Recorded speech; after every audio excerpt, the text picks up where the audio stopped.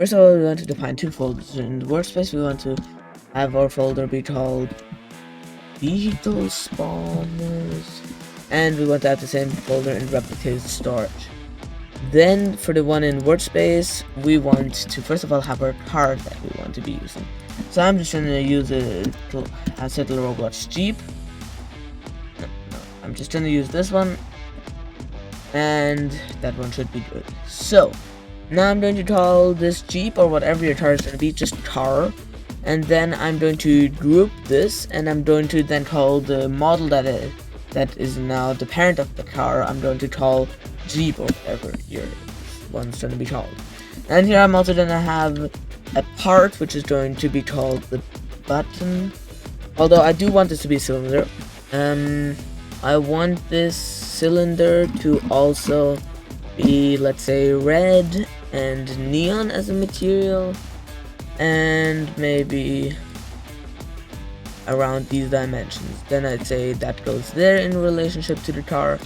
And now finally we also need, in this Jeep model, we need a part which is going to be called spawn. This part is going to be around, basically there where we want this Jeep to spawn if it's being spawned, which I would say is around here. Then for this, we just want to make sure it's anchored. Actually, we can also do that for the button. And then for the spawn, we'll just make it transparent, and importantly, collision off. Now, in replicated storage, we also want to have a remote event. And we're going to call this spawn vehicle.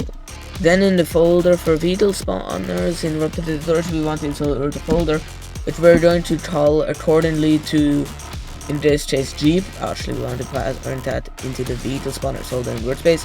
And then this other folder in replicated storage vehicle spawners, we're going to call Jeep. In that case, if you would have to, let's say, have a Lambo, sure, with Lambo. Okay, now in here for one, we just want to copy over the car model, which of course should be called car, and we also want to copy over int value, which we will call price. And that's about it for that side. Now we just need to come to the part that it actually is able to buy it. So important thing is that we actually have a currency script. I have created a currency script tutorial. You can use that if you want. I should be showing a link right now. If I just quickly import that into here, that should be fine. And now we just need our GUI. I am going to also provide this GUI to you, but just without any of the vital components for net functioning. It's just the visual elements, so that you actually watch this tutorial and maybe learn something from it. And there we go. This GUI is just called the car purchase transformation. In here we have a frame, and in that frame we have a yes and a no button, and it's actually able to display, to show the player what they're even about to do. So in this GUI, we first of all want to have a string value, which we are going to call car. Then in the frame, we're going to insert a local script, in which we're going to say game.search.spawn vehicle.onSert client event net function, and here we're going to say car name, script the parent.car value equals the car name, local car folder equals to game.replicated storage vehicle spawners in square brackets car name,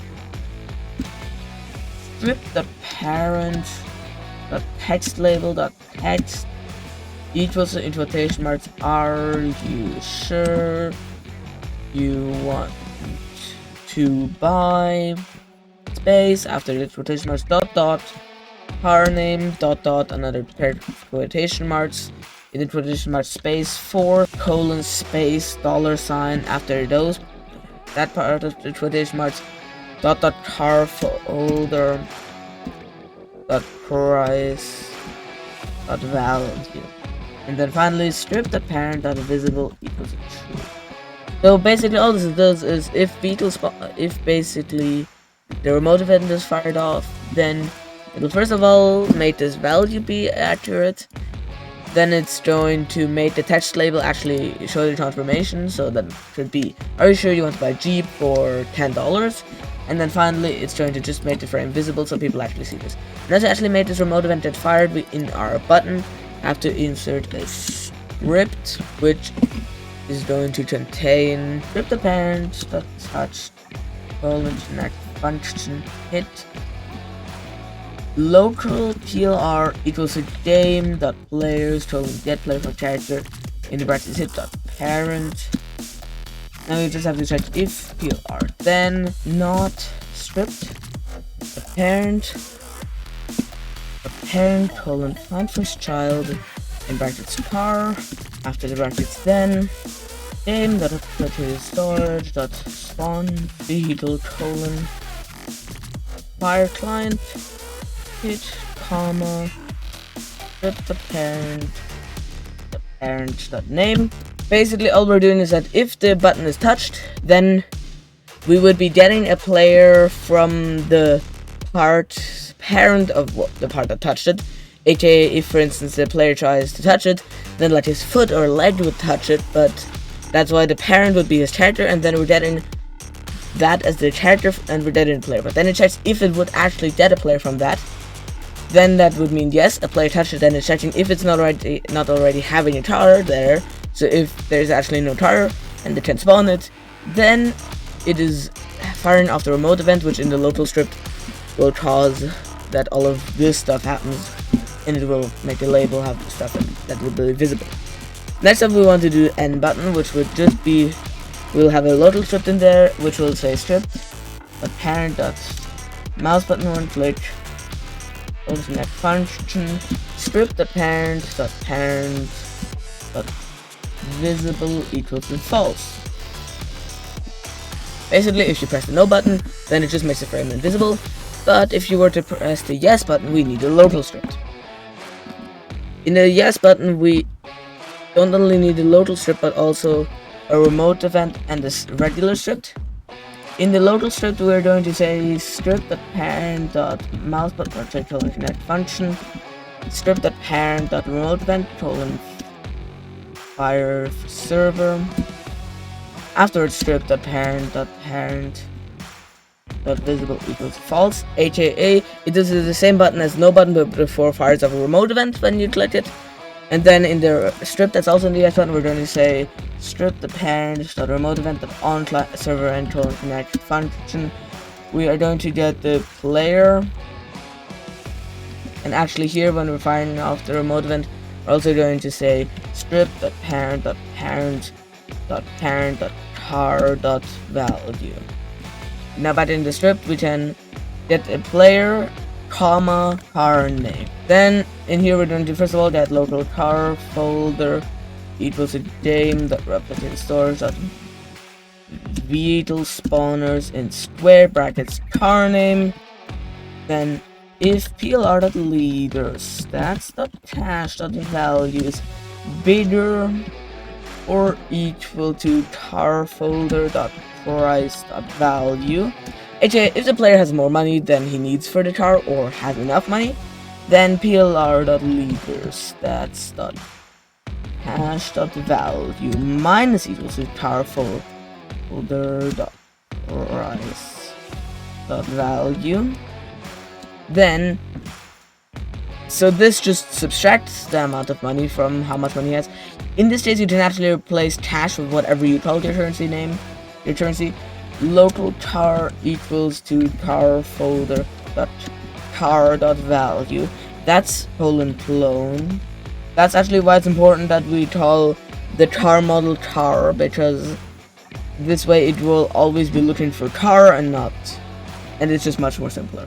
Finally, we're two more lines of code would be car set primary part C frame in the brackets workspace dot vehicle spawners in square brackets car name afterwards dot spawn dot C frame, and then finally car dot parent equals to workspace dot vehicle spawners in square brackets tar name. So if it subtracted the amount of money, then it clones the tar, positions it at the spawn position, and then puts it into the folder, so that if you press the button again, it won't say, oh yeah, sure, spawn it, because whatever, as it already is in the present folder.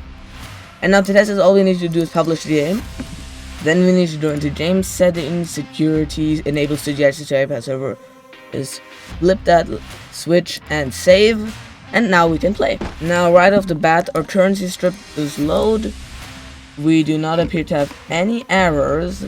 So now let's see, currently there is a tar. So now let's step on the button and nothing happens, which is perfect. Now if we were to somehow lose this tar in a tragic accident, yeah, that's gone. Now then, if we were to touch the button, oh, we are having an error. Oh yeah, in the script, in the button, we are, with the Fire client not using hit, we're using PLR. That was a mistake, that won't happen again. Let's play again.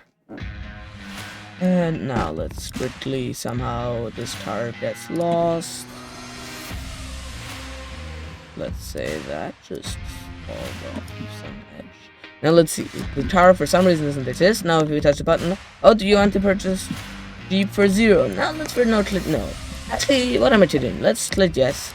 Oh, we are appearing to have a problem. Let's see why that is. It appears to be in this, in our script, in our GUI, in the yes button. So if we quickly find that and open it, that's in the regular script.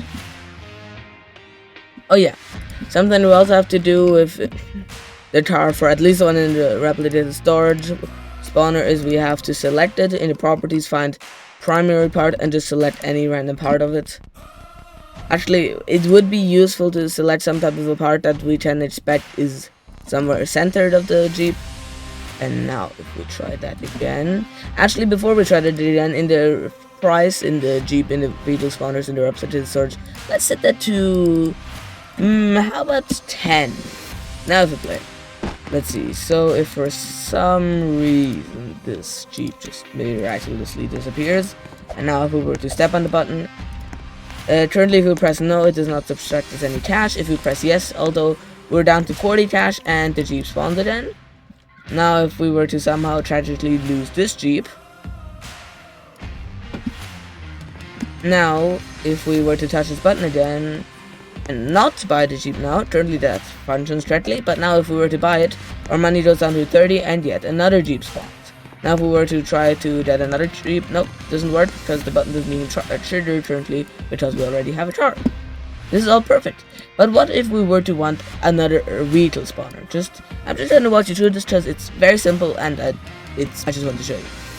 So for this we were to just need yet another car, as long as it works,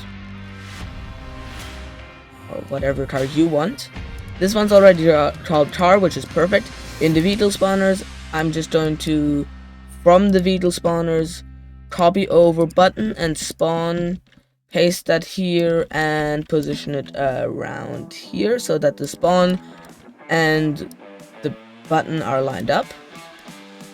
Now if we were to group all of these to one and call that, let's say, other car, and just put that into vehicle spawners. Now we were just need to, from the replicated storage vehicle spawners, just duplicate the Jeep. We were to copy this car and just paste it into that one and remove the other car, and we can call this exactly the same, which in my case is other car. We call the folder that. And now let's say, yep, this costs, let's say 25. It's a little better. So then all this would already work if we put the price to 25. So let's play the game. Let's see if we were now to drive this car. Fancy. Oops, that car was lost in a tragic accident. And now if we were to respawn and press the button again, you want to buy other car for 25. Nah, yes, then there we go, it spawns again. Perfect.